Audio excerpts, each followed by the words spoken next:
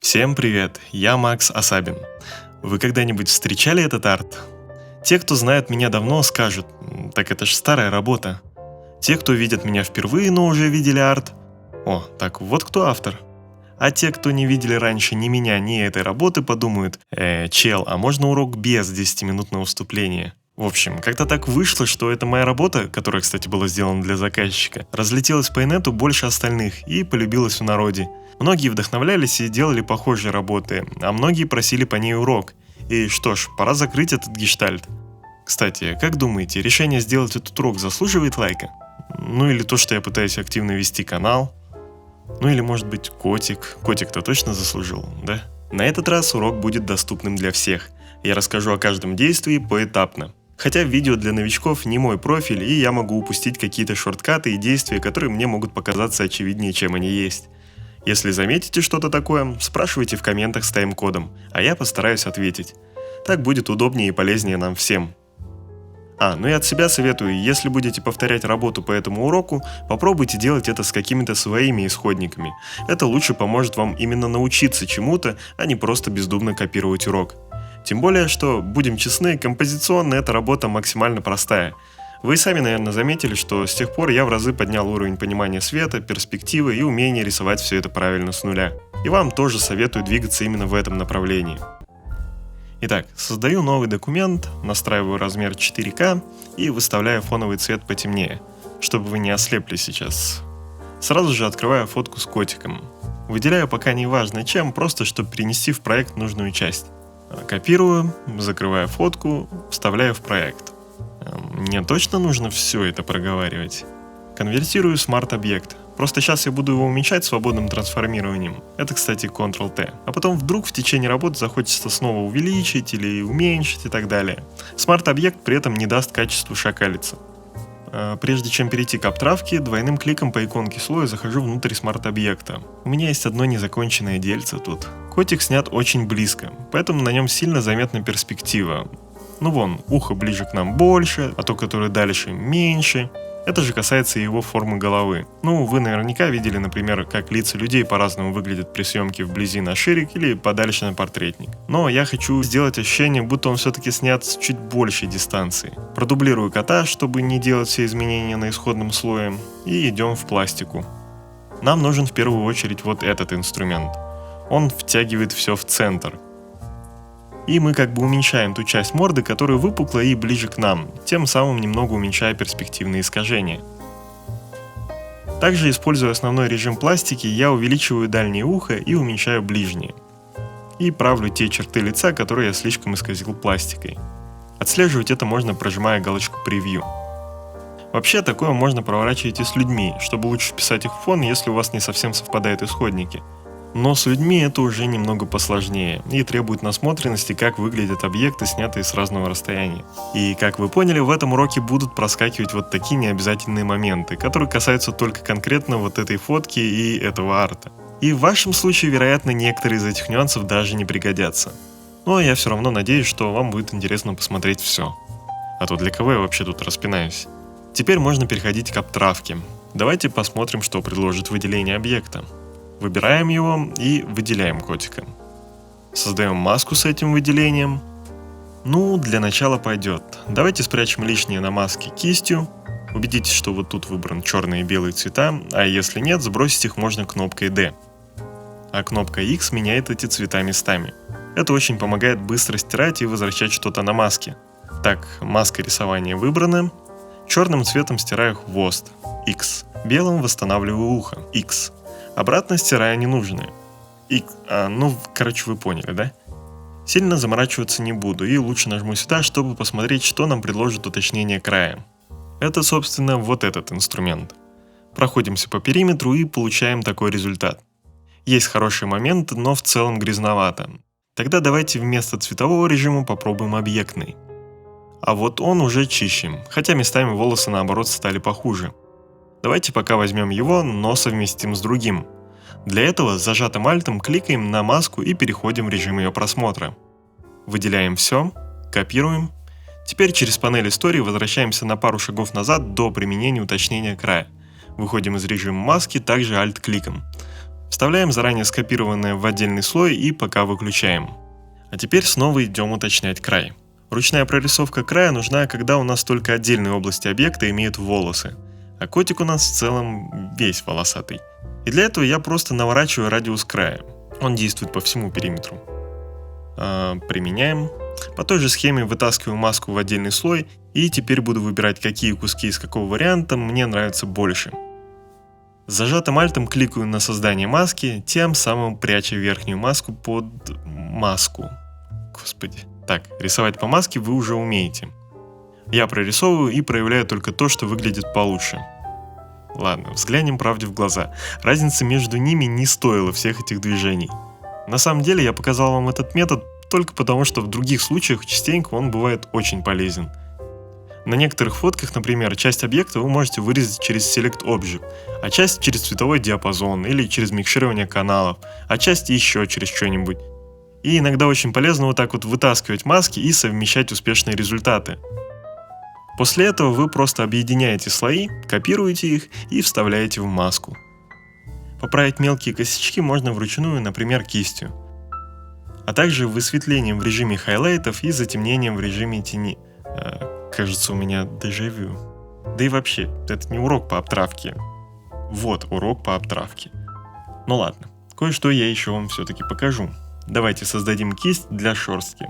Создаю новый слой, рамочкой выделяю квадратик и заливаю белым, чтобы на нем нарисовать заготовку для кисти. Выбираю любую простую круглую кисть и натыкиваю точечки. Так пойдет. С Ctrl кликаю по слою, чтобы выделить его по границам, и определяю все это дело как кисть в меню редактирования. Давайте посмотрим, как это выглядит. Нужно еще немного настроить. Настройки кисти, если у вас их нет, можно открыть здесь. Ну или на кнопку F5. Честно, никогда не обращал внимания, на какую клавишу они открываются. Самое главное, уменьшаем интервал. В принципе, этого достаточно. Если у вас есть графический планшет, можно еще поиграться с динамикой формы и настройки трансфер. Я зачем-то врубил тут форму, но забейте, это вообще не играет роли. Главное, сохраните кисть как новую, чтобы настройка интервала сохранилась. Теперь выбираем в инструменте палец эту кисть и размазываем ей маску, создавая на ней новые волосики. Кстати, я должен признаться в преступлении. В старой версии я немного налажал с хвостом. Вот, вы же примерно представляете, в какой позе стоит кот? Как-то так. В общем, хвост крючком сверху мне точно не нравился, и в старой версии я переставлял его как-то так. Конечно, многое остается за пределами нашего взгляда, но все-таки притянуть обоснование такого расположения сложновато. Так что сейчас мне нужно придумать вариант получше. Создаю новый слой ниже и беру простую круглую кисть, чуть-чуть мягкую.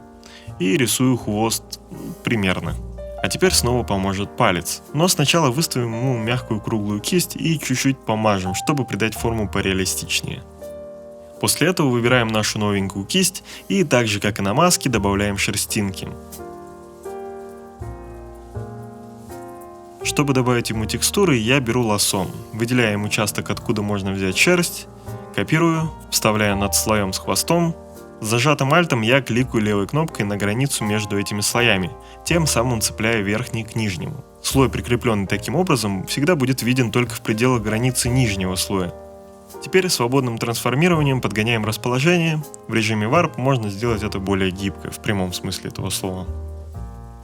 Дальше я повторяю это, копирую и пробую другие куски шерсти, также цепляя их поверх и трансформирую. Какие-то куски можно прятать под маской, тем самым добиваясь идеального для вас вида. Чтобы добавить немного объема, я создаю кривые и настраиваю их для легкого высветления в холодные тона. Заливаю их маску черным и проявляю только немножко сверху.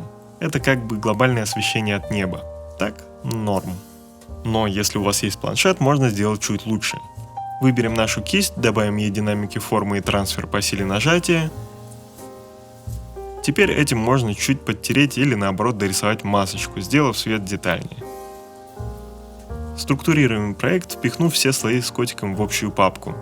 И сделаем для нее общую маску. Для этого сначала с зажатым Ctrl кликаем на маску котика, а затем, зажимая уже Ctrl и Shift, кликаем еще и на слой с хвостом. Так мы создали общее выделение для обеих частей. И теперь выбираем папку и создадим для нее маску. самый низ внутри папки давайте создадим подложечку какого-то нейтрального для кота цвета, и мы увидим просвет по краям.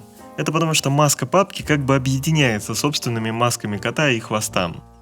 Растровая графика, не берите в голову. Лучше потом воспользуемся этим в своих целях. Пора добавлять фон. Открываем нужную картинку, и вот тут я хочу отойти от первой версии работы. Слишком уж меня раздражает это размытие сверху. Да, я, конечно, потом тоже заблюрю фон, но все равно. Да и не очень нравится антураж верхней части. Пока что выделяем нужное, копируем, закрываем, вставляем, все как обычно. Еще немного сплющиваю свободным трансформированием. Теперь открываем фотку для верхней части. Зоркий зритель уже заметил, что кадр снят слишком высоко и никак не вяжется по перспективе с тротуаром. Верно. Но мы можем схитрить и совместить уровень горизонта этой фотки, он где-то тут, с уровнем горизонта тротуара. А почти все, что ниже горизонта, мы просто сотрем, срезав один этаж, будто его и не было. Как я определил горизонт, если его не видно на фоне? Это условное название. Уровень горизонта — это то же самое, что высота съемки или наблюдателя, как угодно. Дело в том, что здания — вещь достаточно геометричная, и на них очень легко найти линии, которые, грубо говоря, параллельны Земле и горизонтальны. Можно найти несколько таких линий в рамках одного здания и увидеть, что они сходятся в одной точке. Там и лежит наш горизонт. Да и без всех этих маневров можно на глаз заметить, что на уровне горизонта линии горизонтальные, они наклонены по перспективе. Поняли? Хорошо. Если нет, то ничего страшного. Перспектива — это очень обширная и сложная тема, и сложно вот так вот за пару минут объяснить все. Давайте вернемся к проекту и совместим куски. Трансформируем как надо и на масочке мягко затрем лишнее. В данном случае не нужно делать стыки кропотливо, как в какой-то сложной фотоманипуляции. Напоминаю, мы все заблюрим. Я немного подгоняю кривыми тротуар, прижимая зеленые и синие каналы. Но опять-таки не заостряйте внимание, мы еще потом все погрузим в холодную синюю ночь. И для начала мы сделаем это вот так, кривыми, сильно уводя вниз красный и зеленый каналы. Тут я пытался оставить участки теплого света на фоне, но потом это не пригодилось и было переделано. Подобные никак по итогу не влияющие на работу моменты я буду скипать, надеюсь, это не запутает вас. На этом этапе можно размыть фон. Для этого я выделяю слои фона и создаю из них общий слой при помощи комбинации Ctrl-Alt-E. Также советую выделить всю область проекта и прожать Image Crop. Это обрежет всякие остатки слоев, которые прячутся за пределами холста. Они обычно мешают процессу размытия. Так, давайте попробуем размытие нейрофильтрами.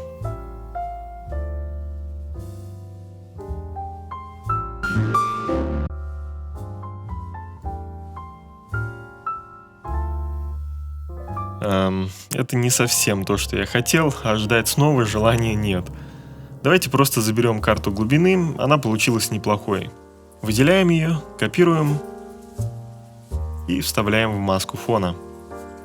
Shift плюс левый клик, чтобы отключить маску. Буквально как маска она нам здесь не нужна, просто Lens Blur, который мы сейчас будем использовать, может брать данные для глубины из маски. И включена она или нет, никак не влияет на это. Главное, чтобы она просто присутствовала на слое. Радиус размытия отвечает за силу. Кликая на область изображения, вы можете выбирать точку фокусировки. Также можно выбирать параметром Blur Distance. Но вот незадача, даже самый близкий участок мне нужно тоже немного размыть. Ведь фокус будет на котике, который стоит еще ближе. Поэтому возвращаемся к маске и правим ее кривыми, немного поднимая точку черного. Теперь, выкручивая дистанцию влево, мы можем сфокусироваться еще ближе. Часто вам хорошенько помогут вот эти крутилки для подсветки боке. Но у нас тут размытие будет очень сильное, и такие бокешки уже не устроят. Чуть позже мы сделаем свои.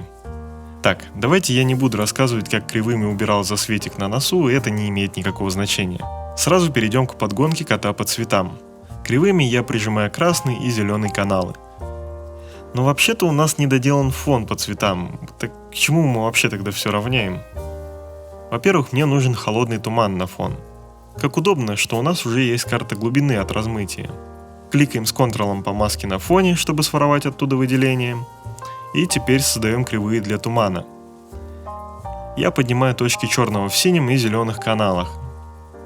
Теперь, чтобы поиграться с динамикой распространения тумана, выделим маску на кривых и прожмем Ctrl-M, чтобы открыть вот эти кривые. Да, я редактирую маску кривых кривыми. Тут долго объяснять, просто посмотрите, как реагирует туман на изменения. Контрастно затемняя маску, мы как бы отгоняем его. Можно еще чуть лучше настроить цвета для тумана.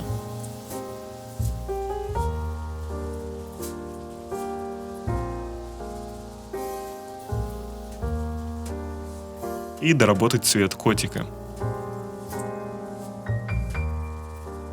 Там какие-то проблемы с цветами. Желтая шерстка выглядит не очень равномерно, и я решил закрасить ее новым слоем в режиме Color. Так, помните подложку, которая прятала наши просветы между масками? Теперь, когда с цветами более-менее понятно, можно ее немного перекрасить. Где она выделяется и нужно спрятать, можно, например, замазать потемнее. А вот если сверху, наоборот, сделать ее чуть светлее, то получится вот такой легкий контровый свет в тему. Так, блок странных доработок, знания о которых вам вряд ли пригодятся, почти закончился. Осталось только посмотреть, как я замазываю фон голубыми тонами в режиме Color. Сори, я хотел максимально лаконично структурировать урок, но все же возникли в процессе вот такие моменты, которые приходилось дорабатывать, хотя они не имеют какой-то обучающей ценности. За то, что будет сейчас, будем рисовать боке. Помню, в далеком 2016 году в комментах под моим первым видеоуроком многие обиделись на мою шутку о том, что я не делюсь своей боке кистью. Что ж, сейчас я дам вам не рыбу, но удочку. На любом фотостоке или, прости господи, в Google вбиваем в поиск боке. Ищем что-то выразительное и фактурное. Круглым выделением создаем маску и подтягиваем его края. Можно даже взять другую бокешку и наложить поверх с каким-нибудь режимом. Тут творческая свобода. Можете подтягивать кривыми или даже сами нарисовать какую-то грязь внутри. Все зависит от ваших пожеланий. Я добавляю контраст микшированием каналов и добавляю немного внутреннего свечения через параметры наложения. И отлично. Ctrl-Shift-Alt-E, вот такая длинная комбинация, чтобы слить все на новом слое. Ctrl-I, чтобы инвертировать изображение. И теперь отсюда можем определить кисть. Вы это уже умеете. Вот кисть. Уже неплохо. Можно уменьшить интервал и включить трансфер, чтобы добавить рандомности в яркость. Если вы используете планшет, можно также попробовать другие варианты настроек, это все зависит от предпочтений. Главное, не забывайте сохранять эти варианты как новые кисти. Подберите размер кисти так, чтобы она совпадала с размером размытия.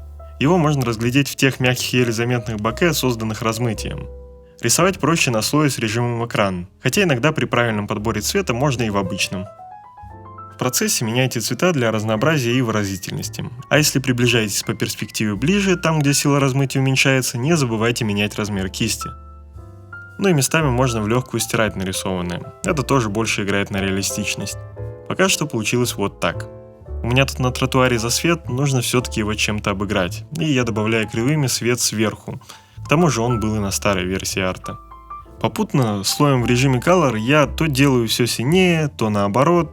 В общем, снова неважная возня, и я ее скипну. Куда важнее добавить друга нашему котику. Открываем бабочку и переносим ее в проект. Трансформируем и сразу располагаем на нужное место. Нам нужна обтравка, и посмотрим, что даст Select Object. Нормально. А что можно выжать микшированием каналов? Для этого я дублирую слой, открываю микширование, включаю монохромный режим и убавляю зеленый канал. Ведь нам нужно вырезать его. Чуть-чуть подкрутив, я нахожу усики. Их и возьму. И, как я уже учил вас, совмещаю две маски. Теперь сделаю бабочку магической через мой любимый градиентный метод. Под бабочкой создаю черный слой подложку. Над ней слой карту градиента. Сам градиент можно настроить по-разному, главное, чтобы с левой стороны был полностью черный цвет. А остальные цвета просто, чтобы выглядели органично в плавном переходе. Очень подробно, как что работает в градиентном методе и зачем он вообще нужен, я рассказывал в уроке про магию. Обязательно посмотрите. Все эти три слоя выделяю и кладу в общую папку, в которой применяю режим экран. Дальше будет творческий процесс с рисованием свечения вокруг бабочки. Тут все ограничивается только вашей фантазией. Но конкретно в этой работе я не планирую делать какие-то сложные магические эффекты. Если у вас нет планшета, советую рисовать это так. Сначала относительно жесткой кистью рисую примерно силуэт магии. Затем мягко подтираю его ластиком. И получившийся размазываю инструментом палец. Вообще не буду давать тут какой-то строгой рекомендации, что рисовать под градиентом. Там реально можно делать почти все. Можно рисовать на слоях под бабочкой, можно поверх нее. Можно дублировать фотку, размывать и накладывать в разных режимах, чтобы сделать какой-то мягкий глоу-эффект. Можно кривыми или любыми другими вспомогательными слоями менять яркость или контрастность для нарисованной магии. Главное делать это все на слоях между картой градиента и черной подложкой.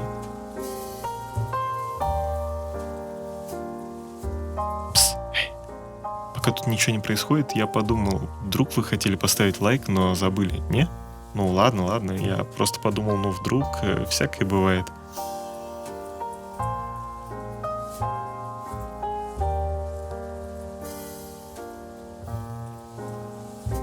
Давайте добавим еще светящийся пылинок. Выбираю просто крупную кисть, увеличиваю интервал, добавляю рассеивание, добавляю динамику формы и настройку трансфер. Так, давайте выкрутим интервал на всю. Отлично, не забудьте сохранить кисть, и теперь это все можно аккуратно разбросать также под картой градиента. Так, я только что полностью завершил работу до самого конца, забыв поставить на запись. Ну ничего, повторение мать учения. И я пройду этот путь снова, ради вас. Может быть, хотя бы и это заслуживает лайка. В общем, я видел будущее, и оно подсказывает мне, что прежде чем нарисовать свет на мордочке, я хочу сделать кота чуть темнее и холоднее. Выбирая большую мягкую кисть с некоторой прозрачностью, ей я нарисую мягкий синий свет от фона на спине. По совместительству он будет и легкой дымкой на хвосте, что в совокупности должно сделать котика чуть объемнее.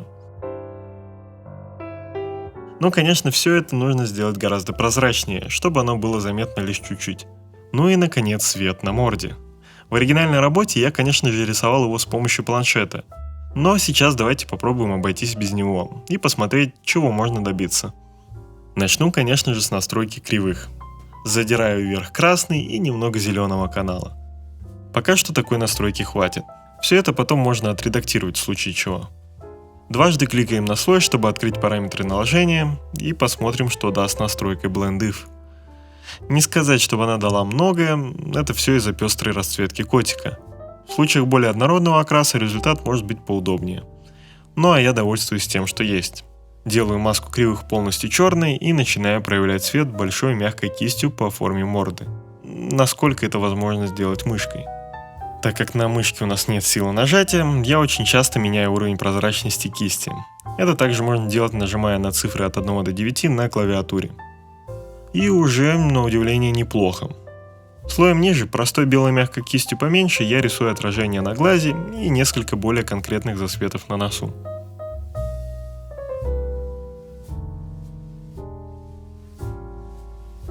Что еще мы можем сделать без планшета? Попробуем нарисовать чуть более детальный свет. Сделаем это вне нашей папки с котом, чтобы нарисовать подсвеченные волоски за пределами маски. Вот так оранжевым цветом достаточно грубо отмечаю участки, куда должен доставать свет. Также немного рисую кисточкой для шерсти. Это скорее импровизация, посмотрим, что она нам даст.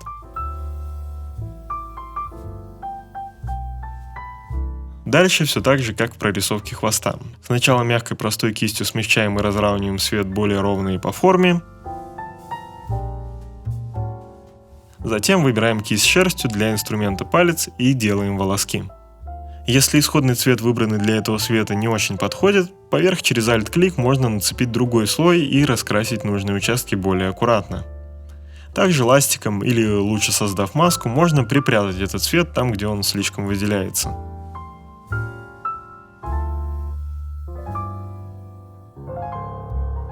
Ну и попутно в параметрах наложения я немного подтянул Blend If, но это опять же не сильно что-то поменяло. Примерно таким же образом можно нарисовать свет на хвосте. Тут Blend If поможет чуть получше. Набрасываю штрихи кистью для шерсти, размазываю все пальцем, но хвост находится подальше как от нас, так и от бабочки, и этот цвет лучше сделать совсем слабым, убавив прозрачность. Котику не хватает усов. Оказывается, они называются вибрисы. Я впервые узнал об этом сегодня. Чтобы не придумывать их из головы, я дублирую исходное фото и вытаскиваю его из папки, выключая маску, чтобы видеть, где их лучше рисовать. Чтобы нарисовать их без планшета, давайте добавим к простой круглой кисти настройку трансфера и установим для нее режим затухания. И выставим длину затухания побольше. Выглядит это так. Если не получается рисовать ровно, можно выставить еще и сглаживание посильнее. Чтобы нарисовать усики подлиннее, выставляем длину затухания больше.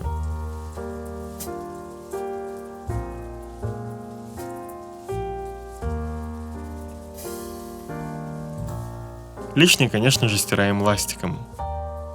Также можно разнообразить их яркость, выставляя на ластике разный уровень прозрачности.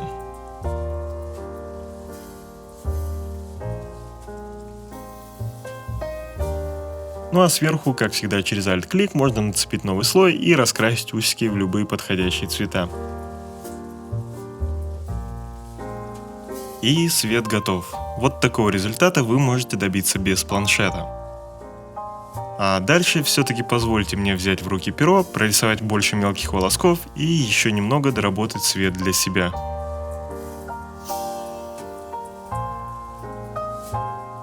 Кстати, почти под каждым видео кто-нибудь обязательно спросит, выложу ли я полную неускоренную версию записи работы. В открытый доступ заливать смысла мало, их почти никто не смотрит, и это портит статистику, а времени на монтаж уходит много. Так что я уже давно выкладываю записи почти каждой работы для моих патронов второго уровня и выше.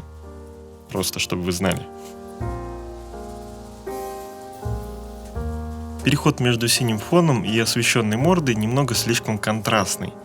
И я решил добавить вот такого углового эффекта, нарисовав большие мягкие пятна.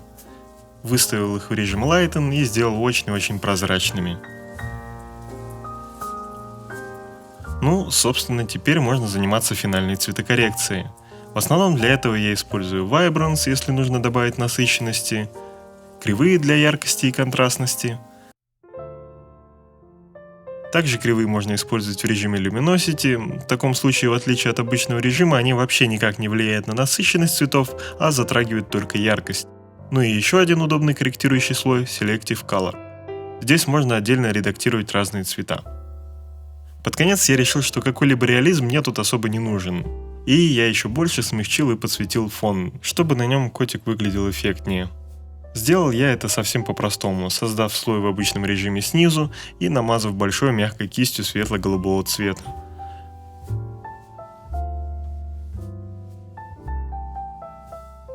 Заодно чуть затемнил края и усилил эффект дымки на хвосте.